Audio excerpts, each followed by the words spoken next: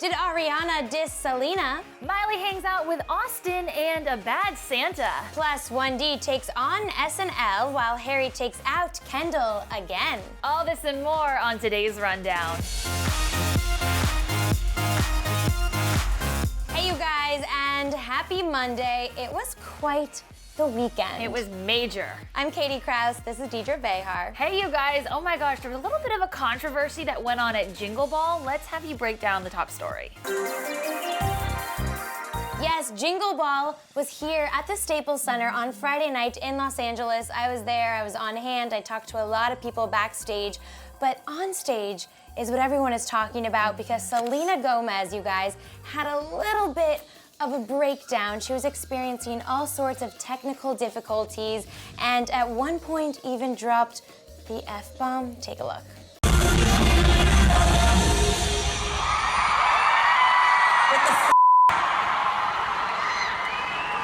So everyone who was on stage actually felt the grunt of this technological meltdown. What was going on with the Staples Center audio team? I know. What? Ariana Grande also experienced a lot of problems, and then at one point, some people said that she was totally throwing shade at Selena.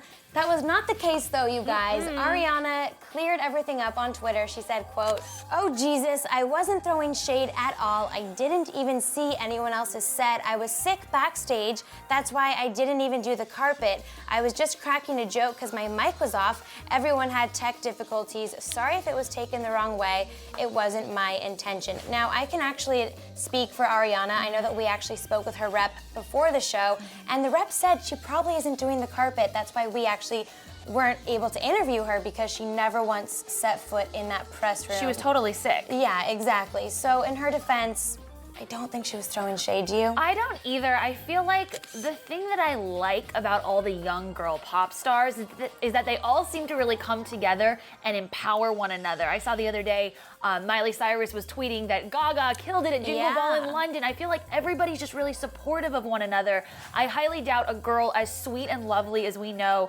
Ariana to be, she would never throw shade at someone like Selena Gomez. Never, never. Especially on top of Selena already having a very bad day. And I know people were claiming that she was lip syncing, so just not a good day for Selena Gomez. Miley Cyrus, though, closed down the show. She had a great day. And she totally just twerked all over Bad Santa, who was really just her best friend, Shane Thomas. Yeah. And I really like that she opened her set with Party in the USA. A little bit of a throwback. A throwback. I thought it was cool that she did that for the maybe older fans. She did the new stuff for the newer fans, and she just straight killed it. Yeah, we will have more on Jingle Ball, some backstage interviews for you guys later on in the show.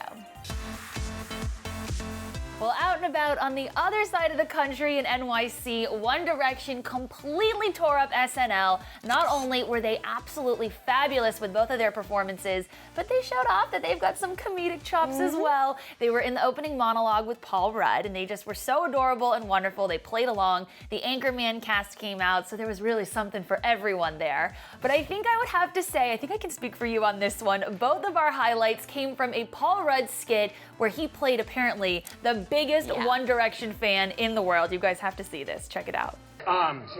Would you guys turn this? Is this for your daughter? Yes. Oh, you're a great dad. What's her name? Her name is Dan Charles. It's a really pretty name. Is there somewhere to sign?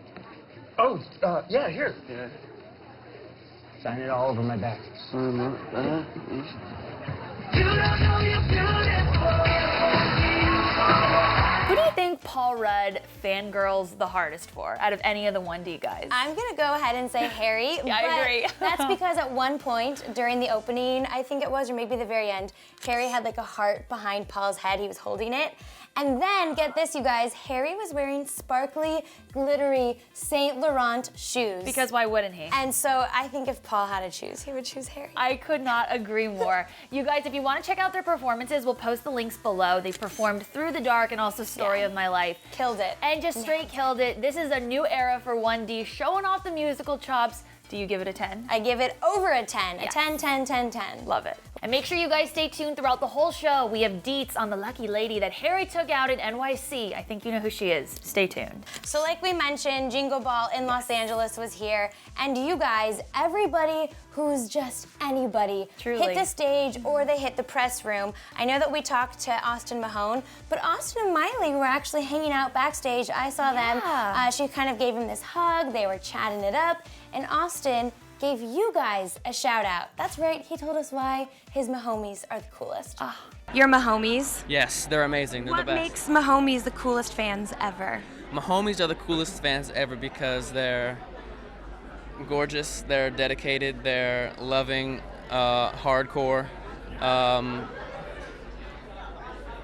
crazy. Awesome. They're crazy and they're awesome. Crazy awesome. And then Camilla, who's actually been linked to Austin in the past. I saw them hanging out on the carpet, but she ran by with the other ladies of Fifth Harmony. They weren't able to do any press because they were running a little bit late. But I was interviewing New Politics and they ran by, and Camilla, fangirled over New Politics and said that their song Harlem Is her fave? Is her fave. Check it out. Fifth Harmony's in the house. Hi guys. Thank you. You guys are great. When is the New Politics Fifth Harmony collaboration Hey, Harlem is my favorite song. It really is. My best friend showed it to me and I was like, oh my god. Oh my god, this is amazing. Oh, thank you. You guys need to all work together in the studio or something. They're so pretty. We wouldn't be able to work. We'd just be like, yeah, that sounds great. I think you get a high five for orchestrating a potential New Politics Fifth Harmony collabo. That'd be a lot of people in that mix. That's a big group. But it would be fabulous nonetheless. It would be so fun. We also, of course, talked to Colton Haynes and a ton more people, Francia Raisa. So all of those interviews will be up this week, so make sure you guys keep checking back. I know Macklemore and Ryan Lewis also hit the stage. And also, on the same night, they hit the stage across the way at the Grammy Nominations concert on Friday night. They did. Well, literally steps away from where you were at the Staples Center, across the way at the Nokia Theater was the big Grammy Nominations concert. There were a lot of surprises, a lot of expected nominations. Let's just kind of run them down really quickly. You guys, we're doing this today instead of Music Monday because anything music related is gonna be about the Grammys. Grammy related, of course. So let's talk about Miley Cyrus. She was definitely snubbed, you guys. Bangers did not miss, or it did miss the cutoff for being nominated, but of course Wrecking Ball and We Can't Stop both could have been contenders, and both didn't get any love. What's up with that? I'm really shocked, especially by Wrecking Ball, because that just broke records this year. Beautiful It was ballad. maybe the most talked about song of 2013, I would argue. Yeah, the video, the vocals, everything combined, I thought should have gotten a little bit of recognition. Two guys who got a ton of recognition. Jay-Z leads the way with 9 nominations, Justin Timberlake right behind him with 7. But what's interesting about both of them is that neither guy is nominated in the top 4 categories. Very weird. So obviously they wouldn't be in Best New Artist, but no Record of the Year, no Album of the Year, and no Song of the Year. Yeah, very surprising. I feel like their duet together should have gotten some love over there. Yeah. And let's talk about Best New Artist, because also Lorde and Imagine Dragons, a lot of people thought both of those acts would get that category. I thought they should have. Instead, they racked up a lot of other nominations, so they don't have anything to really cry home about. But neither of them got Best New Artist. Yeah, let's talk about who did. It's either gonna be James Blake, Kendrick Lamar, Macklemore and Ryan Lewis, Casey Musgraves, or Ed Sheeran. Ooh. Okay. That's hard because I feel like Macklemore and Ryan Lewis seemingly would win, but then I also know Ed Sheeran is a huge contender, as is Casey Musgraves, especially in the country genre. I agree. I think, though, personally, it's going to go to Ed Sheeran. Yeah. I think he is a Grammy darling. He is multifaceted with his musical talents, writing, singing, performing, everything. I feel like that is who the Grammy Academy is going to vote for. Your pick? Yeah, I'm gonna say Ed, or maybe Macklemore and Ryan Lewis, just because of how socially Successful. aware Oh, and that too, yeah. their music is, and I feel like the Grammy committee must respond positively to that. So let's talk about Album of the Year, because my favorite album of the year is nominated, of course, Taylor Swift, Red. I just think that that album deserves to win. I think it had a little bit of everything. Her songwriting on it, the lyrics, just, it was the full Perfection. package. It was incredible. Yeah. A big surprise is Sarah Bareilles. She was nominated not only for Album of the Year, but a ton of other awards.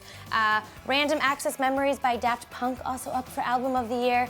Good Kid, Mad City, Kendrick Lamar, and then The Heist, Macklemore, and Ryan Lewis. My vote is for Taylor Swift. Tough competition there, but I have to agree with you. I think pound for pound, every track on Red was super, super standout. It's just going to depend on the voters. Do they want a hip hop album or do they want a country pop album? We'll see. Let's talk about Record of the Year really quickly. The nominees are Get Lucky, Daft Punk and Pharrell, Radioactive, Imagine Dragons, Royals by Lorde, Locked Out of Heaven by Bruno Mars, and Blurred Lines, Robin Thicke, T.I., and Pharrell. Okay. All songs that we couldn't get out of our Yeah. head, constantly on the radio. Do you have a fave of this group? You know what? I kind of think Robin Thicke and Pharrell deserve it just because I do think it was one of the best records of the year. Yeah. Let's talk about Song of the Year, though. So Katy Perry's Prism also missed the cutoff, but she was nominated, you guys, For Roar. So of course that, and then we have Royals by Lorde, Same Love, Macklemore and Ryan Lewis, Locked Out of Heaven, Bruno Mars, and Just Give Me a Reason by Pink, featuring Nate Roos from Fun. Oh gosh, another It's a really hard tough one, one. yeah. I think the Academy is gonna go with Pink. You do? I think that song was just really empowering and she sounded great, and I think Pink and Nate together was amazing. That's my pick. Okay, I like that pick. I'm gonna go with that, or I think I would say Same Love, Macklemore and Yes. Ryan Lewis. So I know we teased this earlier, but you guys, Harry Styles and Kendall Jenner are definitely more serious than we even thought they were Yeah, they last are. week. She was out in NYC because he was, of course, there doing SNL with One Direction. They were spotted, you guys, leaving their NYC hotel, the Gansevoort, over the weekend on Saturday morning. Then, get this, they went to the Soho House for brunch. Their favorite spot. Yes, and then after SNL, he didn't go and hang out with all of his friends. No, he took her to his favorite gay bar called Therapy. I guess he's kind of a regular there. It was a Gays Gone Wild theme I love it. that night. And here's a really fun fact that I just think is a little bit ironic.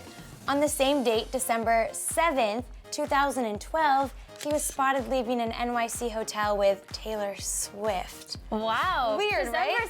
7th is a magical day for Mr. Styles. Yeah. I think that he and Kendall are a beautiful couple, and they're getting to know each other, and they're doing fun things like brunch and going to gay bars. I love gay bars. They play the best music, you They guys. do play the best music. Also, fun fact, they exited the gay bar to What Makes You Beautiful. I guess they were playing that at the club at the time. And E! News has a source who says that Kendall has never been happier.